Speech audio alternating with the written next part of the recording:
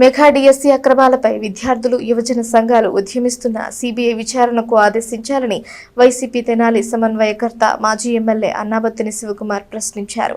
ఇప్పటికైనా విచారణకు ఆదేశించి విద్యాశాఖ మంత్రి నారా లోకేష్ తన నిజాయితీని నిరూపించుకోవాలని డిమాండ్ చేశారు. మెగా డిఎస్సీ అవకతవకలపై బాధ్యత వహిస్తూ మంత్రి లోకేష్ రాజీనామా చేసి సిబిఐ విచారణకు ఆదేశించాలని కోరుతూ పార్టీ విద్యార్థి యువజన విభాగాల ఆధ్వర్యంలో గురువారం రిలే నిరాహార దీక్షలను ఆరంభించారు. స్థానిక మార్కెట్ సెంటర్లో ఏర్పాటైన శిబిరంలో పార్టీ కొల్లిపర మండల అధ్యక్షులు కల్ల వెంకటప్పారెడ్డి దీక్షలను ప్రారంభింపజేశారు. దీక్ష శిబిరంలో మాజీ ఎమ్మెల్యే శివకుమార్ మాట్లాడుతూ విద్యార్థులు యువజనుల భవిష్యత్తుపై ఎన్నో హామీలనిచ్చి అధికారంలోకి వచ్చిన చంద్రబాబు ప్రభుత్వం రాష్ట్రంలో విద్యా వ్యవస్థను సర్వనాశనం చేస్తూ విద్యార్థులతో ఆటలాడుతోందని ఆరోపించారు.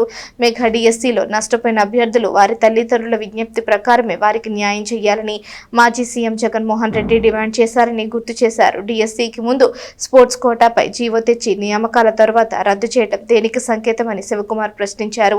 ఇంతగా ఉద్యమిస్తున్న విచారణకు ఆదేశించకపోవడం చూస్తుంటే నిజంగా అక్రమాలు జరిగాయని విద్యార్థి లోకం భావిస్తోందని చెప్పారు. విజనరీ ముఖ్యమంత్రి చంద్రబాబు అధికారంలోకి వచ్చాక 20 లక్షల ఉద్యోగాలు, అప్పటి వరకు నిరుద్యోగులకు నెలకు 3,000 రూపాయల భృతి ఇస్తామన్న హామీ ఏమైందని ప్రశ్నించారు.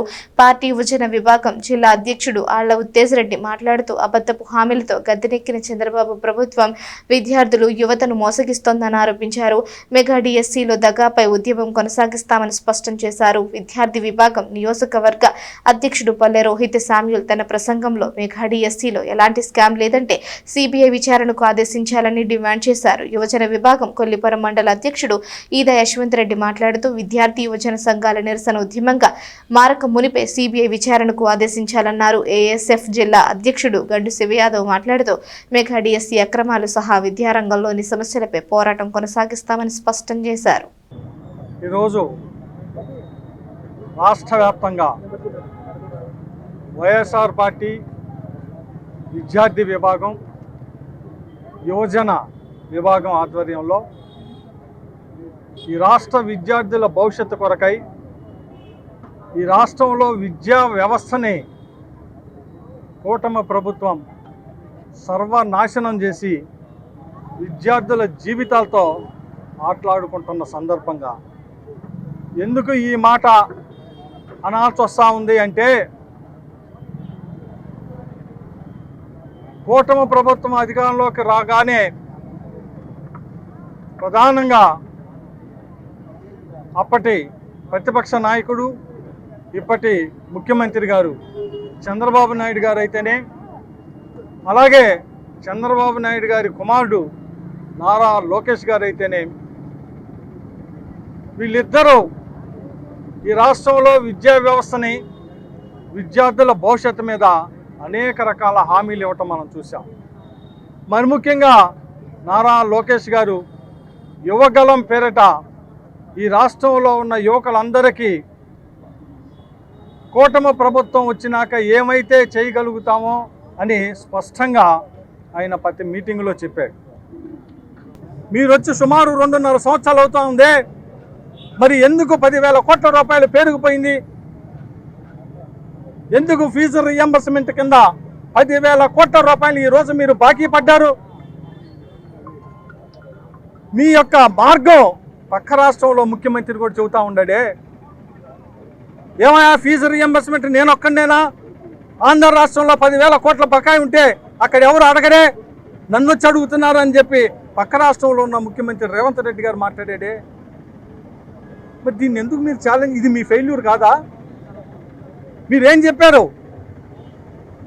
జగన్మోహన్ రెడ్డి గారు ఫీజు రియంబర్స్మెంట్ని ఫీజు ఫిక్స్ చేసి ప్రతి 3 నెలలకి, ప్రతి క్వార్టర్కి 3 సంవత్సరానికి 3 క్వార్టర్స్ పెట్టి ప్రతి క్వార్టర్కి ఫీజు రియంబర్స్మెంట్ రిలీజ్ చేశామే.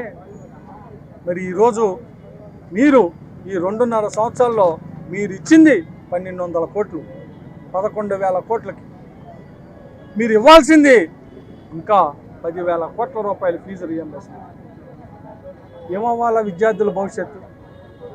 అంటే విద్యా వ్యవస్థ మీద మీ శాఖ, మీ పోర్ట్ఫోలియోలో మీరు మంత్రిగా ఏ రకంగా సమర్థించుకుంటారు?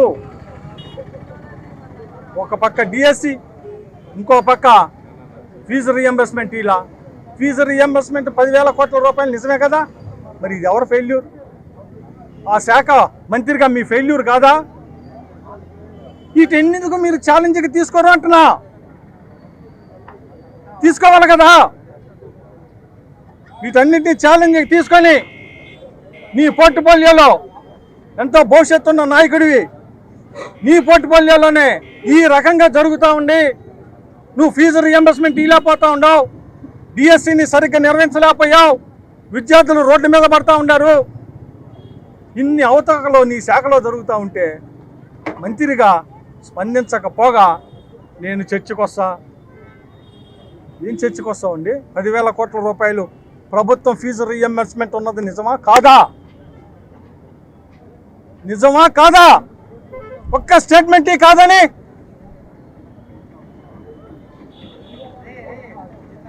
డిఎస్సిలో అవకతవకలు జరిగినాయి అన్న మాట నిజమా కాదా? తీసుకోండి ఛాలెంజ్గా, వేయండి సిబిఐ ఎంక్వైరీ. ఆ రిపోర్ట్ వచ్చినాక అప్పుడు చెప్పండి ఈ రాష్ట్రంలో జగన్మోహన్ రెడ్డి ప్రభుత్వానికి మీ ప్రభుత్వానికి తేడా ఏంటనేది ఈ రాష్ట్ర ప్రజలు గమనిస్తారు. ఇవన్నీ వదిలేసి ఈరోజు కేవలం ఈ రాష్ట్రంలో విద్యా వ్యవస్థ సర్వనాశనం అవుతూ ఉంది. విద్యార్థుల ఉద్యోగ చంద్రబాబు నాయుడు గారు ఏం చెప్పారండి? నేను చాలా అనుభవం గల విజనరీ ముఖ్యమంత్రిని. ఈ రాష్ట్రంలో కూటమి ప్రభుత్వం అధికారంలోకి వచ్చినాక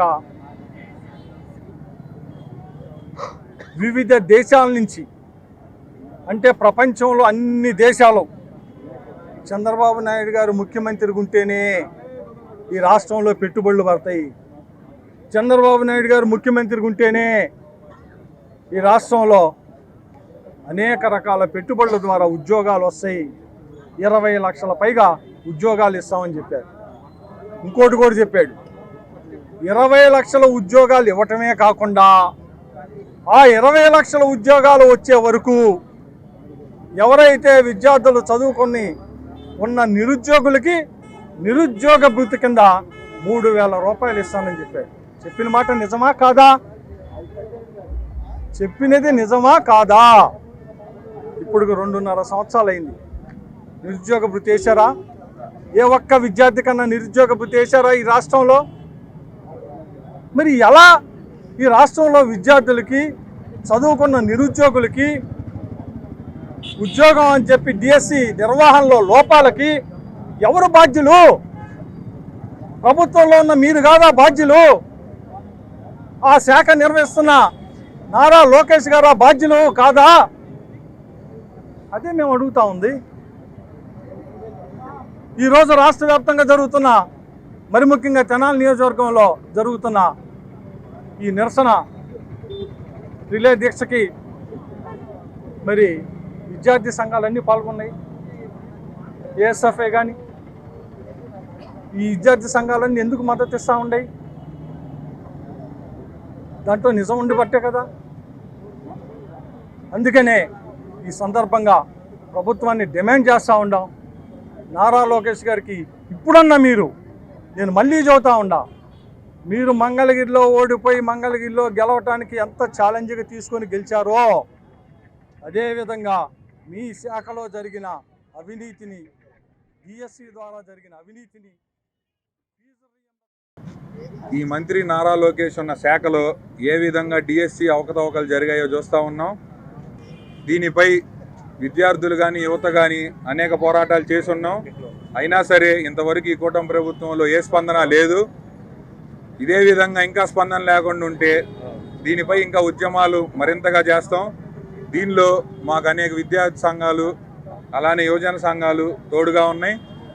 అదేవిధంగా మా డిమాండ్లు ఏందయ్యా అంటే, ఈ కూటమి ప్రభుత్వం ఏ విధంగా అబద్ధపు హామీలు ఇచ్చి గద్దెనెక్కిందో, ఆ అబద్ధపు హామీలు ఇచ్చి కూటమి ఈరోజు ఏ విధంగా యువతని కానీ విద్యార్థులను కానీ మోసం చేస్తూ ఉందో చూస్తూ ఉన్నాం. నిరుద్యోగ వృద్ధి ఇస్తామని యువతను మోసం చేశారు. అదేవిధంగా ఫీజు రీయింబర్స్మెంట్ ఎగ్గొట్టి విద్యార్థులను మోసం చేశారు. అదేవిధంగా అందరికీ నమస్కారం.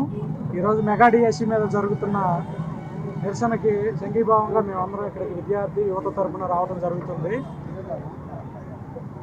ఈ పార్టీ తరపున కాకుండా ఇది అందరికీ సంబంధించిన సమస్యగా అందరూ తీసుకుని ఎలా అయితే జెన్జీగా ఈ ఉద్యమం స్టార్ట్ అవుతుందో ఇది నిరసన నుంచి ఉద్యమంగా మారే లోపే నారా లోకేష్ వెంటనే రాజీనామా చేసి లేదు దీని మీద సిబిఐ ఎంక్వైరీ చేసి వెంటనే దీని గురించి క్లారిఫికేషన్ ఇవ్వకపోతే ఇది ఇంకా ఉద్యమం వేగవంతం చేస్తామని తెలుసుకుంటున్నాం.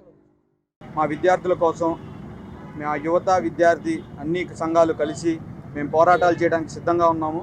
మొన్న టౌన్ హాల్ మీటింగ్ కూడా భారీ ఎత్తున విద్యార్థులతో మేము టౌన్ హాల్ మీటింగ్ని ఏర్పాటు చేయడం జరిగింది. ఈరోజు 6వ తారీఖు నుంచి 9వ తారీఖు దాకా నిరాహార దీక్షలు కూడా ఏర్పాటు చేశాము. అందులో భాగంగా ఈరోజు మొదటి రోజు మేము నిరాహార దీక్షలు చేస్తున్నాము. మెగా డిఎస్సి మీద ఎటువంటి స్కామ్ అనేది జరగకపోతే మీరు వెంటనే మంత్రి లోకేష్ గారు వచ్చి మీరు ప్రెస్ మీట్ పెట్టి ఎటువంటి స్కామ్ జరగలేదు అని చెప్పి నిరూపించాలని చెప్పి మేము మా విద్యా సంఘాల ద్వారా మేము డిమాండ్ చేస్తున్నాము. మీరు హామీ ఇచ్చారు విద్యార్థులు 1000 మంది విద్యార్థులను సమీకరించి ఏమనంటే రాష్ట్ర వ్యాప్తంగా పెండింగ్లో ఉన్న ఫీజు రింబర్స్మెంట్ 6400 కోట్లను మేము వచ్చిన మొదటి 100 రోజుల్లోనే విడుదల చేస్తామని చెప్పారు. కానీ మీరు వచ్చి 2 సంవత్సరాలు గడుస్తుంది. ఇంతవరకు ఎటువంటి పూర్తి స్థాయిలో విద్యార్థులకి న్యాయం చేయలేదు. మేము ఒకటే అడుగుతా ఉన్నాం ప్రస్తుత విద్యాశాఖ మంత్రిని, ఏదైతే రాష్ట్ర వ్యాప్తంగా పెండింగ్లో ఉన్న ఫీజు రింబర్స్మెంట్లు ఉన్నాయో అదేవిధంగా రాష్ట్రంలో విద్యారంగ సమస్యలు ఏవైతే ఉన్నాయో అదేవిధంగా జీవో నెంబర్ 77 రద్దు చేస్తామని చెప్పారు. ఇవన్నీ డిమాండ్స్ని నెరవేర్చకపోతే రాష్ట్ర వ్యాప్తంగా అన్ని విద్యార్థి సంఘాలను కలుపుకొని మరి రానున్న రోజుల్లో రాష్ట్ర వ్యాప్తంగా ఉద్యమాలను చేపడతామని, అదేవిధంగా ఏదైతే మరి బీసీ ఎస్టీ మైనార్టీ హాస్టల్స్లో నెలకొన్న సమస్యల్ని తక్షణమే పరిష్కరించలేదంటే మేము రాష్ట్ర వ్యాప్తంగా ఆందోళన చేపడతామని ఏఐఎస్ఎఫ్ గుంటూరు జిల్లా అధ్యక్షుడిగా తెలుపుకుంటున్నాం. ఈరోజు మన తెనాలి నియోజకవర్గంలో ఏదైతే వైఎస్ఆర్ఎస్యు విద్యార్థి విభాగం అదేవిధంగా యోజన విభాగం ఆధ్వర్యంలో ఇక్కడ మెగా డిఎస్సి దాగా డిఎస్సి మీద ఏదైతే నిరాహార దీక్ష చేస్తున్నారో దాన్ని మేము పూర్తిగా దానికి సంఘీభావం తెలుపుతూ ఉన్నాం. అదేవిధంగా రానున్న రోజుల్లో ఇలాంటి కార్యక్రమాలు ఎటువంటి విద్యార్థి సమస్యలపై పోరాడుతున్నా దాని పూర్తి స్థాయిలో ఏఐఎస్ఎఫ్ తరఫున సంఘీభావం తెలుపుతామని ఈ సందర్భంగా ఇన్ని 100 కోట్లు ఏవైతే ఉన్నాయో ఈ ఫీజు రియంబర్స్మెంట్ అంతా కూడా బకాయిలు చెల్లించాలని, అదేవిధంగా మెగా డిఎస్సిలో చాలా అవకతవకలు జరిగినాయి. ఎందుకయ్యా అంటే పేపర్ సెక్టర్ చేసే వాళ్ళు ఇదిగా ఉండాలి, కానీ ఒక ఎస్సీఆర్టీలో పనిచేసేటువంటి ఒక అవుట్ సోర్సింగ్ విద్యార్థి ఎవరైతే ఉన్నారో ఎవరైతే అవుట్ సోర్సింగ్ ఎంప్లాయ్ ఎవరైతే ఉన్నారో ఆ ఎంప్లాయ్ చేత ఈ పేపర్ రెడీ చేయించారు. మెరిట్ లిస్టులో రావడానికి మెసేజ్ వస్తుంది కానీ వాళ్ళకి ఉద్యోగాలు ఉండట్లేదు. దానికి కారణం ఏంటయ్యా అంటే వీళ్ళకి అనుకూలంగా ఉన్న వాళ్ళకి వీళ్ళు ఉద్యోగాలు వేసుకోవటము అట్లాంటి కార్యక్రమాలు చేస్తూ ఉన్నారు. స్పోర్ట్స్ కోటా అని ఏదైతే ఉందో ఆ స్పోర్ట్స్ కోటాని దుర్వినియోగం చేసి వీళ్ళు ఉద్యోగాలు వేసుకుంటా మరి వాళ్ళ పబ్బం గడుపుతా ఉన్నారు. మేము ఈ ప్రభుత్వాన్ని ఒకటే హెచ్చరిస్తా ఉన్నాము, ఈ ప్రభుత్వాన్ని ఒకటే చెబుతా ఉన్నాము, ఇవన్నీ కూడా మేము ఆ డిమాండ్స్ ఏవైతే ఉన్నాయో ఇవన్నీ కూడా తీర్చకపోతే మాత్రం వైఎస్ఆర్ విద్యార్థి విభాగం మరియు యోజన ఆధ్వర్యంలో మేము రాబోయే రోజుల్లో మరింత ఉధృతం చేసి మేము ముందుకు వస్తామని కూడా తెలియజేసుకుంటూ సెలవు తీసుకుంటూ ఉన్నాను. కూటమి ప్రభుత్వంలో జరిగినటువంటి ఈ మెగా డిఎస్సిలో జరిగినటువంటి అవకతవకలకి అనేక అక్రమాలకి నిరసన తెలియజేస్తూ కొల్లిపురం మండలం యువజన విభాగం అలాగే విద్యార్థి విభాగం తరపున ఇక్కడ మహాత్మా గాంధీ గారి సాక్షిగా ఈ నిరాహార దీక్ష చేయడం జరుగుతూ ఉంది. ఇది మెగా డిఎస్సి కాదు, దగా డిఎస్సి. దానికి మనకు ప్రత్యక్షంగా అనేక సాక్ష్యాలు కనపడతా ఉన్నాయి. మెరిట్ స్టూడెంట్స్ అందరినీ పక్కన పెట్టి ఎలాంటి మెరిట్ లేని వాళ్ళకి ఉద్యోగాలు ఇవ్వడమే ప్రత్యక్షమైనటువంటి సాక్ష్యం.